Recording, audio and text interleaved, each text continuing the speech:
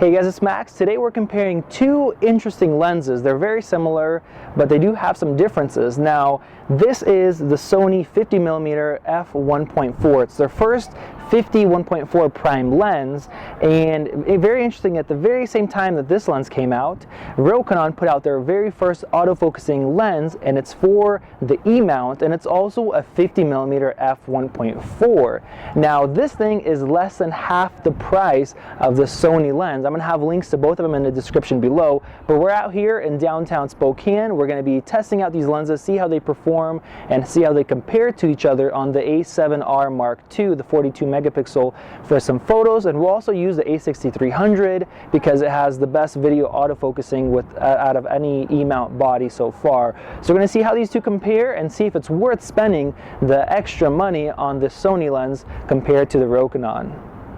Starting off with build quality, the build quality is actually fairly similar. I'm impressed with how well Rokinon is doing with their lenses. Overall, it feels really nice. The metal feels good. The focusing ring feels really nice.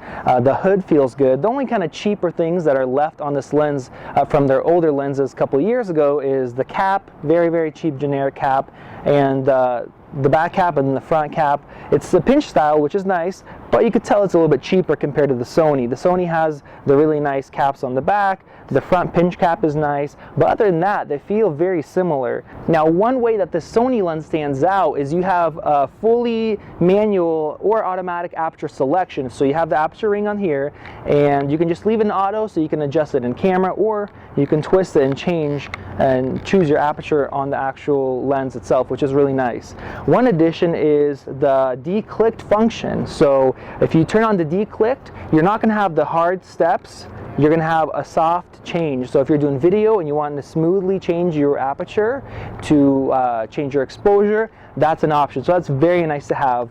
Additionally, we have a manual or autofocusing switch on the side here as well, which I love. I wish every lens had this. It just makes it so much easier than having to go into a menu to change it. As far as the elements, this is a 72mm filter size. The Rokinon's a little bit smaller at 67, so just keep that in mind if you already have a bunch of filters that you use. As far as weights, just like the filter sizes, the Sony's a little bit bigger and a little bit heavier. So this is about 585 grams, and this is 778. So it doesn't sound like a big difference, but it is noticeable when you have both of them in your hands. Alright guys, so we're going to do some detail shots. I have the Sony on the A7R II. We're shooting RAW, 42 megapixel. First thing I wanted to note is that as soon as I put this lens on here, and I put my camera plate on here, this is a standard Manfrotto style plate, is you can't put the camera plate or the camera all the way back on the plate. It's almost at the very front of the plate because of how big the lens is and how small the body is. That's a downside with a lot of these mirrorless cameras. But we're going to go ahead and set up, and we're going to do some center sharpness tests and some corner sharpness tests. Alright, so we're going to do these tests, and I'm going to have the raw shots available to all the Patreon, all the guys that support us. Thank you guys so much for allowing us to do what we do. So that's going to be posted up on the Patreon page, but we're still going to analyze this and let you guys know basically our findings. So I'm starting out here at f1.4 1/8000th ISO 100, and the exposure looks to be good. Thankfully, we're going to go up from there so we can drop that shutter speed down. I'm going to start out with a center shot at f1.4. Then I'm going to go down and do a corner shot right there. So I'm going to raise it up to, let's do f2. Doing the f4. Now f4 corner. Then we are using the autofocus here to make things a little bit quicker. We're going to do 5.6.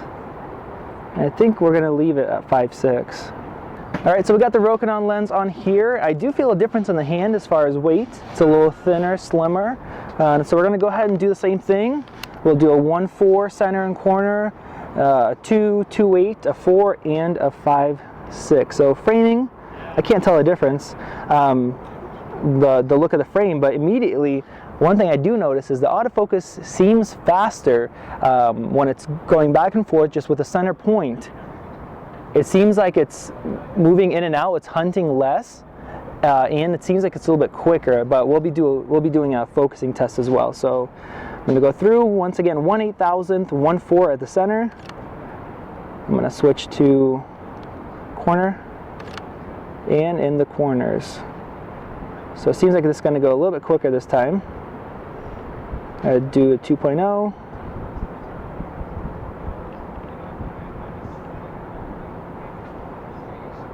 Alright, the next test we're doing is the autofocusing test, the speed and accuracy. So right now I've switched over to JPEG, still the high quality 42 megapixel JPEG, A7R2 high speed shooting mode with zone, so it's just using the center part where he's going to be, and face detect on. I'm just going to have him walk close to the camera fairly fast, and we're going to see how much shots we can get with the A7R2 with this Sony lens, and we're going to compare that to the Rokinon and see how the accuracy compares. Stop.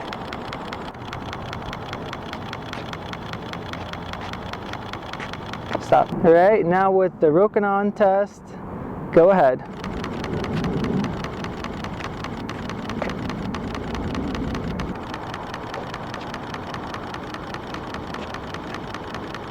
All right, so the Rokinon test seemed like it was doing well at first, and then I noticed it back focused, which the Sony didn't do at either tries that we did. It just it focused on the background and then got back up, and then towards the end it did the same thing. Maybe he got a little bit too close. That could be a possibility. We're going to check that out. I'm not sure about the focusing distance, but I'll add that in there. So that could be something to do with it. But so far as I can tell, the Sony should be a little bit more accurate possibly, but we'll give you more details at the end. The next thing I'm going to test is the focusing ring. Since these are both fly-by-wire systems, a lot of these lenses can be a pain. They're not a smooth continuous. It kind of depends on the speed of you rack focusing. So I'm going to see how responsive they are and how well they are with that aspect. I got it in manual focus mode, so going pretty slow. I like that it doesn't take too much movement to actually change the focusing point. I could do it nice and smoothly, and if you guys are watching for when I'm doing this repeatedly, I'm getting similar results. So we got the Rokinon on here. Let's see how this does. Definitely takes more effort, a lot longer of a throw compared to the Sony, but now that I sped it up a little bit, I can still get good results. So it seems like if you like a slower, longer throw, the Rokinon might be better for you. But if you like a shorter throw, the Sony could be better. Alright guys, so we're in a different location now. It was getting really hot there, almost 100 degrees in direct sun. So we got some drinks, went into a different spot with a little bit of shade here. And I just redid the autofocusing test because the Rokinon is back focusing in that backlit condition. So here in the shade, it actually performed better, but it still did hunt once to the back and then came forward. Now I don't know if that's just in continuous, because regular shooting, it's autofocusing really fast, and from what I could tell, very accurately. So we'll give you the results at the end, but we did some portraits for you guys that we're going to share, and I'm going to do a couple more shots here of the nature, some stuff here in this park, and then we're going to do a video autofocusing test. So right now I'm switching to a center focus point, and I want to do a minimal focusing test for you guys. So we got this pine cone here. I'm going to try to center it. Okay. So that is with, we're shooting JPEG F1.4, and that is with the Sony. So we're getting one shot with the Sony and then switching over to the Rokinon and then getting the same exact shot. So here's a revelation. Well, maybe it was back focusing, but now it seems to be doing good. I thought the minimal wasn't as good, but here's the minimal focus of the Rokinon. And something else I'm noticing as well, the photos of the Rokinon are brighter. It seems like the Sony, even though they're both f1.4s, the actual t-stops, the actual amount of light coming in is a little bit more on the Rokinon, even though it has a smaller filter size, so a smaller front element. So just a little bit brighter than the Sony photos. So now we're going to be doing the video autofocusing test. I just put the Sony onto my A6300, and if you guys could tell, that lens sticks out quite a bit further than the body. So let's see how a plate lines up here. So you guys see here, this is the only way I can put it. So I usually like to have it more balanced, more towards the back, but since this thing is so fat, I can't have the plate can't have the plate be more centered or more imbalanced. Now this isn't just a problem with this lens. We'll see how the Rokinon does. Looks like we're running into a similar issue here, but it's not totally bad. If you wanted to, you could set it up like this and tighten it down. Just don't try to tighten it down all the way. And it's going to be slightly high. It's going to push the front up, and you don't want to over tighten it, but this is still usable. Alright guys, so the last test that we are doing here is going to be an autofocus speed and accuracy test without a moving subject, but you changing your focusing points. So we actually just did it already. I just want to show you guys an example. I'm going to be focusing on this tree here, and then I'm going to focus to the background, which is probably about 30 feet away. There's another tree and some bushes over there. So I had my assistant time how long it takes. We did different multiple runs, and basically I just wait until the camera gets in focus, then I take the photo and move on, and I do 20 photos. So I'll show you guys an example here. 1, 2, 3, 4, 5, 6. So the Rokinon's faster. About accuracy seemed similar, but I'll take a look at the photos and then we'll get back at you in the office with the conclusion. After reviewing the photos and video, I could definitely say that I'm really impressed with the Rokinon lens for the price. At less than half the cost of the Sony's equivalent, it performs about 90% as good, even beating it in a few areas. And we're actually using the Rokinon lens right now on the A6300 at f1.4 for this conclusion section. Starting off with autofocusing, the Sony is better, but not by as much as I thought it would be. This is Rokinon's first ever autofocusing lens, and it performed much better than I thought it would. The Rokinon did have some back-focusing issues during our continuous autofocusing face detect test, but it actually had about the same amount of usable sharp shots as the Sony did. During our single point autofocusing speed test, the Rokinon beat out the Sony by about 2 seconds, racing to 20 images, but it had a few less usable shots. Going into video, after multiple tests, the Rokinon actually did a better job continuously autofocusing in video than the Sony did.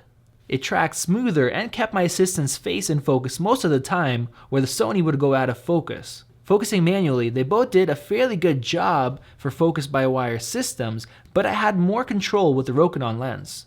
The Sony does have a few manual switches on the lens body, such as the manual focusing and the aperture control, which can be useful. As far as image quality, the Rokinon needs to be stopped down about 1 stop to match the Sony in center and corner sharpness.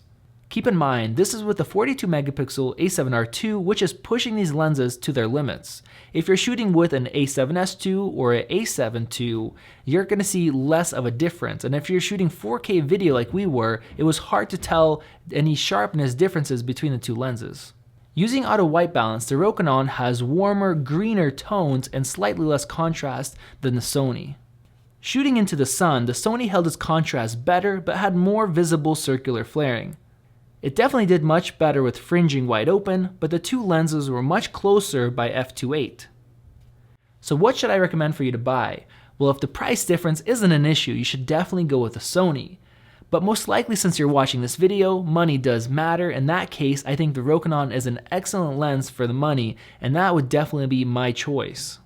Even though the Rokinon is beaten by the Sony, just like I expected it to be, it's a sharp lens with fast autofocus and a f1.4 aperture for under $700. Personally, I take this Rokinon over the Zeiss 55-1.8 if they were the same price, but this Rokinon is about $300 cheaper. Go ahead and give this video a like if you've enjoyed it or if it's been helpful. And if you guys have any questions, you guys can ask in that comment section below. I'm going to be posting the images that we use in these tests and some video files to our Patreon page as a thank you to those that support us and make these videos possible. If you want to be one of those people, for just a few bucks a month, you can get access to extra content that is not posted on this channel. Thank you guys for doing that, and thank you guys for watching. We're going to see you in the next video.